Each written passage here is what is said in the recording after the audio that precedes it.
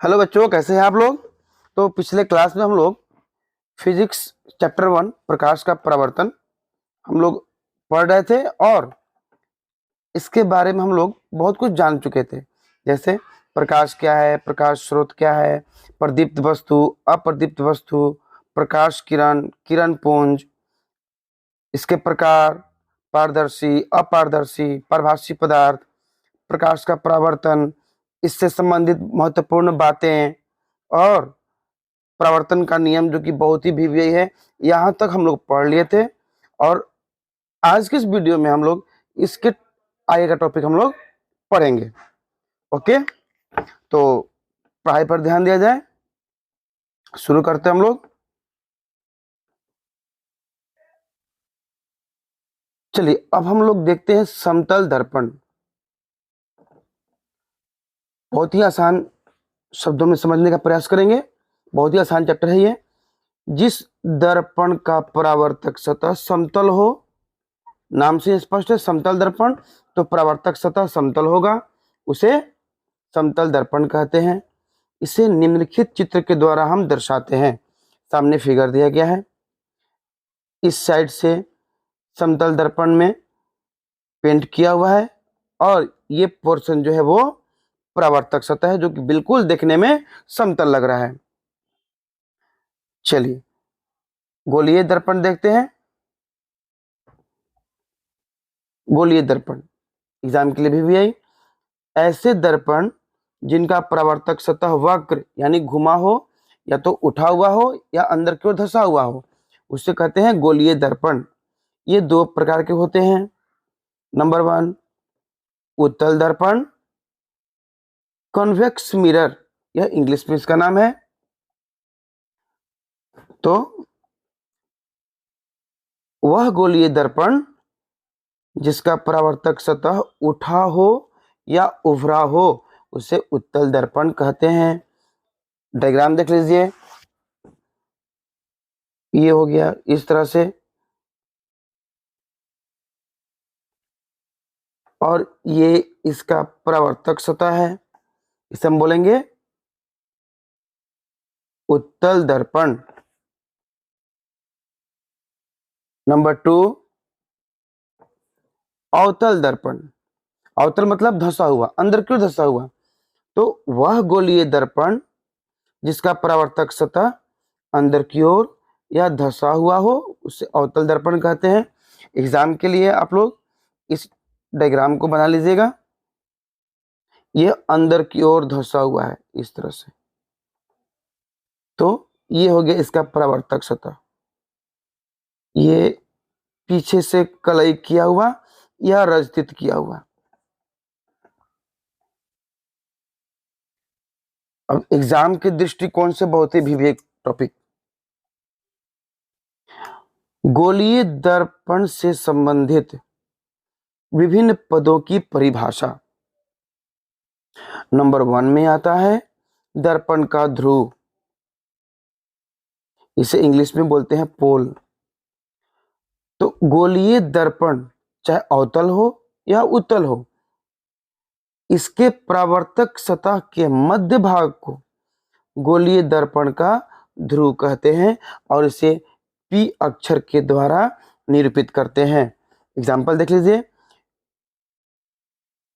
ये हो गया आपका अवतल दर्पण, और यह दर्पण का मध्य भाग, इसी को कहते हैं पी, यह दर्पण का ध्रुव।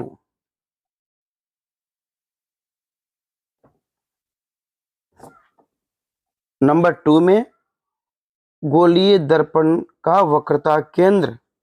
तो जैसा कि हम जानते हैं कि गोलीय दर्पण एक खोखले कांच के गोले का बना होता है और गोले का एक अपना केंद्र होता है।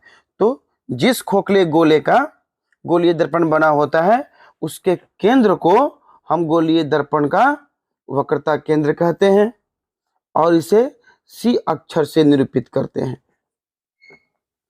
तो इसे आप लोग नोट कर लीजिएगा। गोलीय दर्पण की वक्रता त्रिज्या, ये हम लोग का अगला टॉपिक है।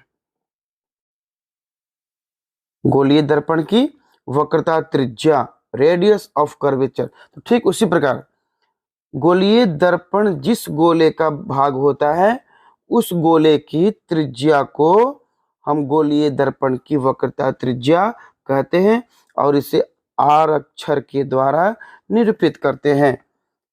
डायग्राम में देख सकते हैं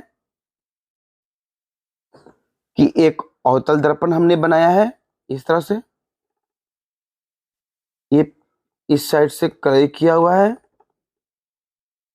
यह इसका मध्य भाग P और इस गोले का यह केंद्र C और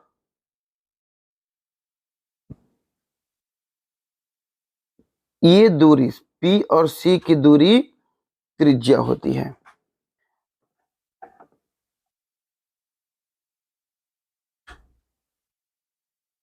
अगला हम लोग का आता है टॉपिक गोलीय दर्पण का मुख्य अक्ष या प्रधान अक्ष, प्रिंसिपल एक्सिस। गोलीय दर्पण के ध्रुव और वक्रता त्रिज्या को मिलाने वाली रेखा या उससे गुजरने वाली रेखा को मुख्य अक्ष कहते हैं। डायग्राम देख लीजिए, ये हो गया एक गोलीय दर्पण, ये हो गया P, केंद्र C और इनको मिलाने वाली रेखा यही है मुख्य अक्ष।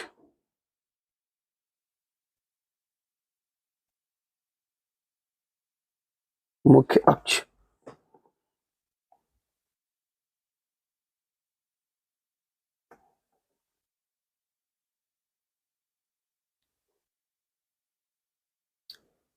अगला टॉपिक है अवतल दर्पण का मुख्य फोकस। अवतल दर्पण के मुख्य अक्ष के समांतर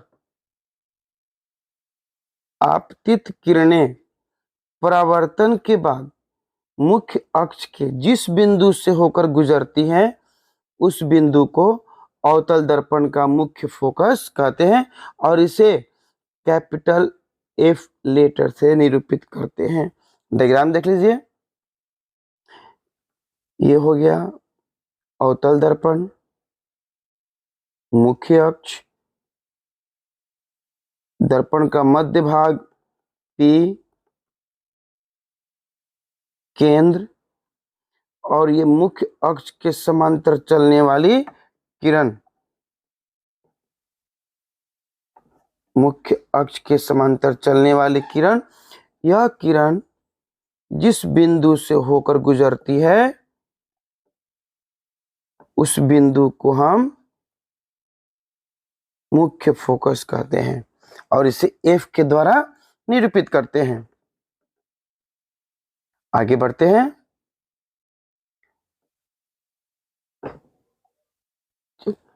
उत्तल दर्पण का मुख्य फोकस, डायग्राम देख लीजिए, ये उत्तल दर्पण बनाया गया है, यह मुख्य अक्ष है, यह दर्पण का मध्य बिंदु P है, यह दर्पण का केंद्र C और ये मुख्य अक्ष।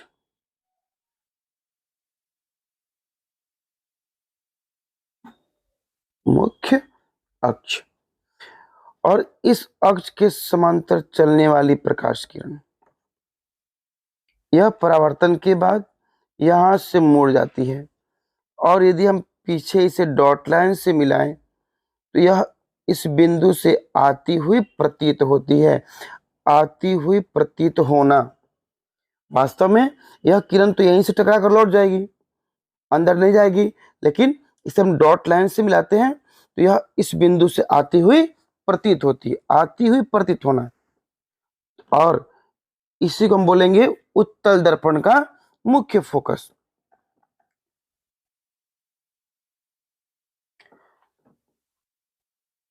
अगला टॉपिक है फोकस दूरी, फोकल लेंथ। तो इसकी परिभाषा क्या होगी?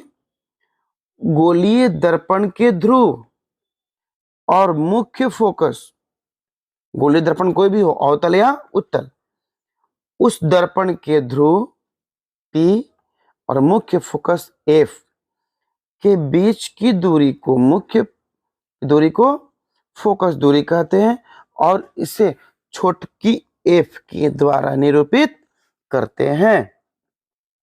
तो आज के इस वीडियो में हम इतना ही देखेंगे, बाकी हम नेक्स्ट वीडियो में देखेंगे। और आज के लिए इतना ही, मिलते हैं हम लोग नेक्स्ट वीडियो। और मेरे इस चैनल को सब्सक्राइब करें और मेरे प्यारे बच्चों इसे लाइक भी करें। Thank you for watching. Sudhir science classes में आप लोगों का हमेशा स्वागत रहेगा।